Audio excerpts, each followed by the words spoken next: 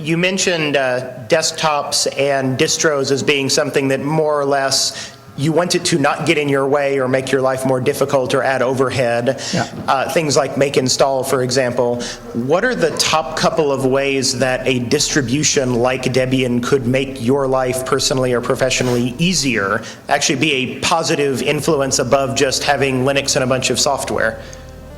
So my personal Linux use is actually pitiful.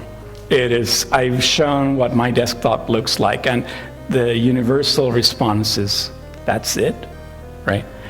I have a web browser and 3 terminal windows open, and that's pretty much it.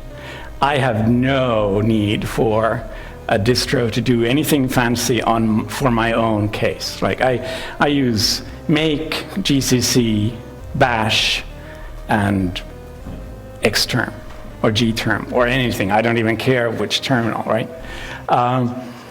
The thing that would make my life easier, and that I've sometimes heard like ranting about, is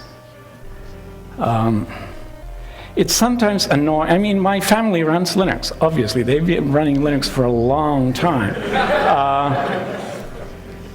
I have no trouble with Linux, but I was ranting not that long ago about how setting the time zone or connecting to a new wireless printer was unnecessarily hard and required privileges that my kids should not need to have, even though clearly when they go to school, they need to be able to connect to the school printer. And the solution is not that I, as a system administrator, go to the school and install that printer, right?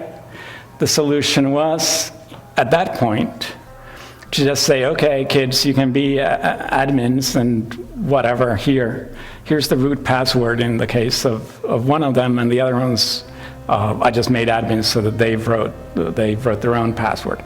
But that was to me annoyance, and it was an unnecessary annoyance, right?